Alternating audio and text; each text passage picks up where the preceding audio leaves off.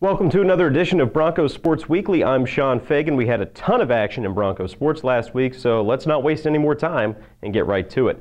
Women's basketball kicked off what turned out to be an exciting day of MAC hoops on Sports Time Ohio on Saturday, defeating the Ohio Bobcats on the road 62-53 in front of a televised audience. Sophomore Markeisha Harris had her third straight double-double performance, dropping career highs with 23 points and 15 rebounds on the Bobcats. WMU outscored Ohio 25-10 over the final 13 and a half minutes to seal the win.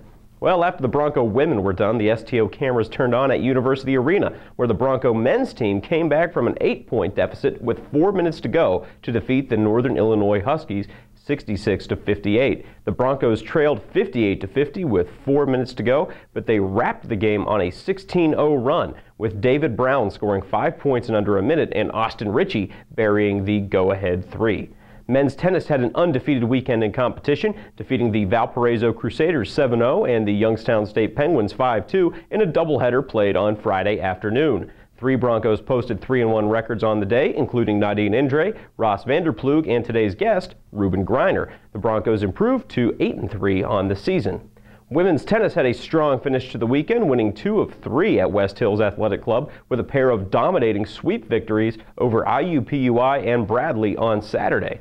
Nini Suzashvili, Jill Pastunik, and Kelsey King all went 4-0 overall on Saturday, while Kathleen Hawkins, Maggie Raminzi, and Caroline Alec were 3-0.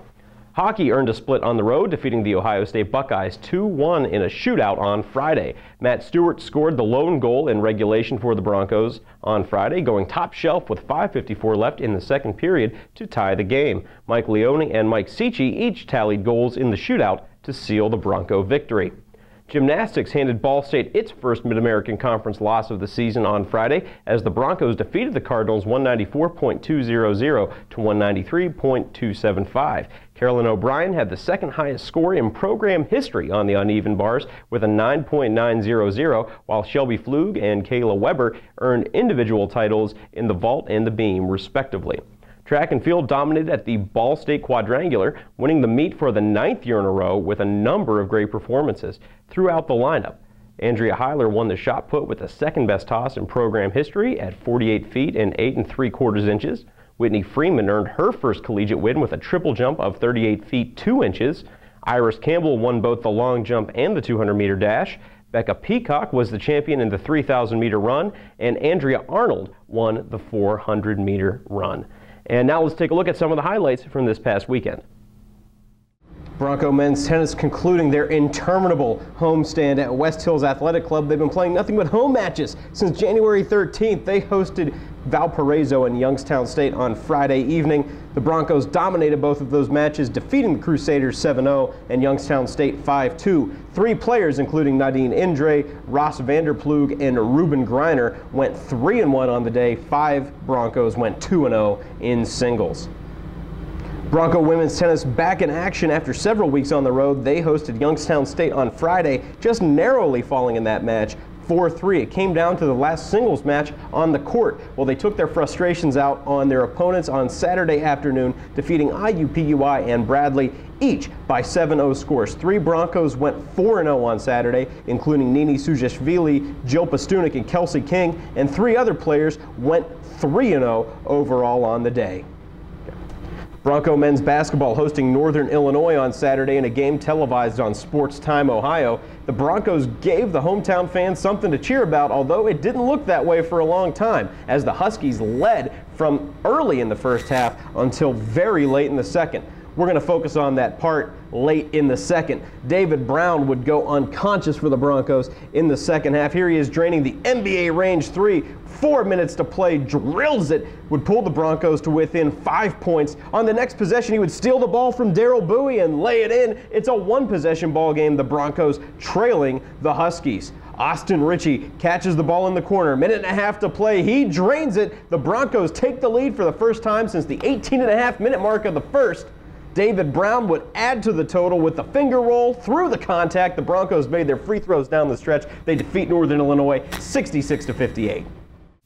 Welcome back to Bronco Sports Weekly. I am now joined by the newest addition to the Bronco men's tennis team. He hails from Wiesbaden, Germany, and he has been a force in the Broncos lineup to start the 2013 dual season. I'm talking to Ruben Greiner.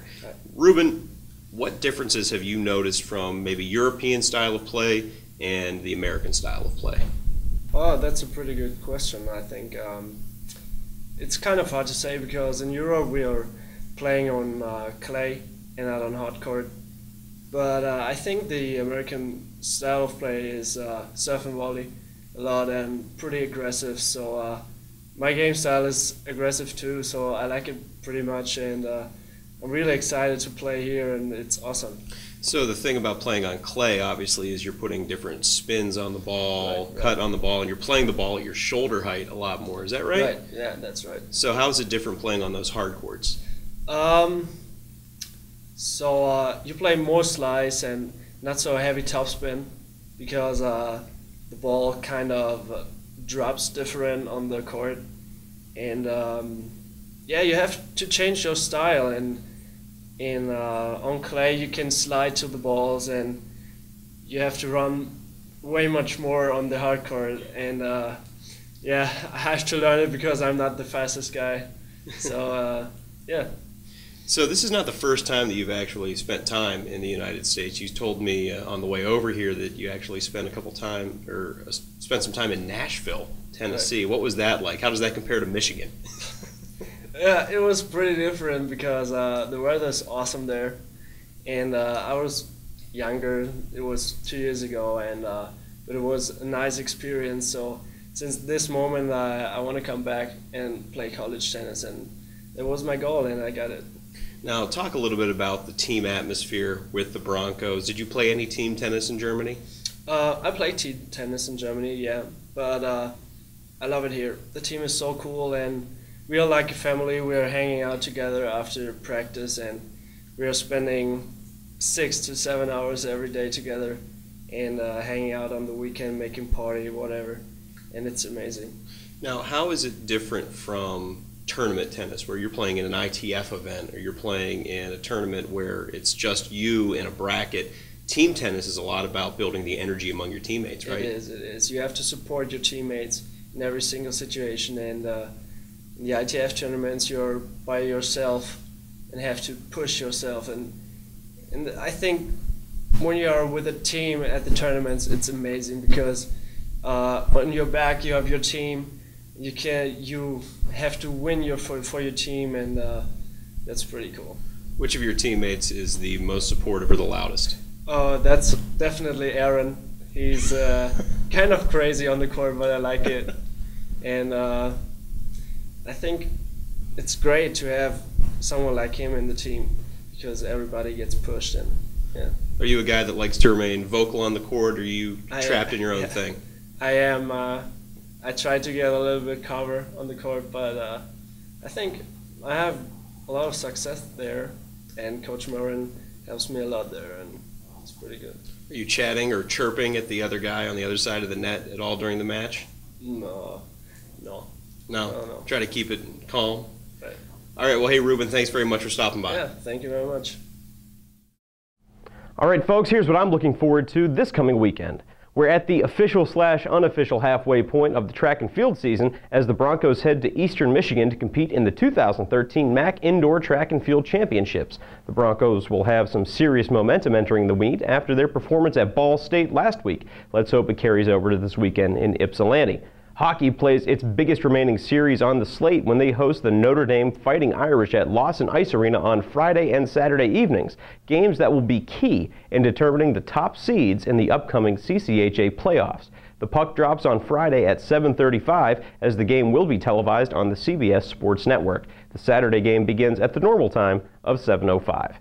Men's basketball will welcome the Pacific Tigers to University Arena on Saturday as part of the 2013 Ramada Worldwide Bracket Busters program, with tip-off scheduled for 1 p.m. The Broncos are one of 3 Mid-American Conference schools to host a game that will be carried by an ESPN entity. You'll be able to find the game on ESPN3. Women's basketball will look to make it 4 in a row when they host the Central Michigan Chippewas at University Arena on Wednesday night, with a 7 p.m. tip-off coming for the two in-state rivals. The Broncos are riding a hot streak with 3 straight wins, and some home cooking might be just what they need to keep it going. Women's hoops will be back on the road on Saturday when they play Eastern Michigan in Ypsilanti. Women's tennis will be back at home for 3 more matches this weekend when they host the Michigan State Spartans on Friday evening before they face a doubleheader with Illinois Chicago and Grand Valley State on Saturday. The Broncos have won 2 straight matches, but certainly a challenging weekend coming up at West Hills. The Broncos have been deadly in dual match play, not a single player under 500. Men's tennis will be in competition as well, albeit on the road. The Broncos will play their first road competition since January 13th, if you can believe it, when they take on Drake and Iowa in a pair of matches this weekend. The Broncos have won at least 1 match against a Big Ten opponent in each of the last 10 seasons. Last year, it was against the Hawkeyes at West Hills Athletic Club. Still a challenge on the way for Western Michigan. Softball will be back in action after a weekend off when they play in the Holiday Inn Hilltopper Classic hosted by Western Kentucky, and baseball will be on the road at Minnesota for a 4-game series against the Golden Gophers. And that's going to do it for us this week on Bronco Sports Weekly. I'm Sean Fagan saying join us again next week, same Bronco time, same Bronco place.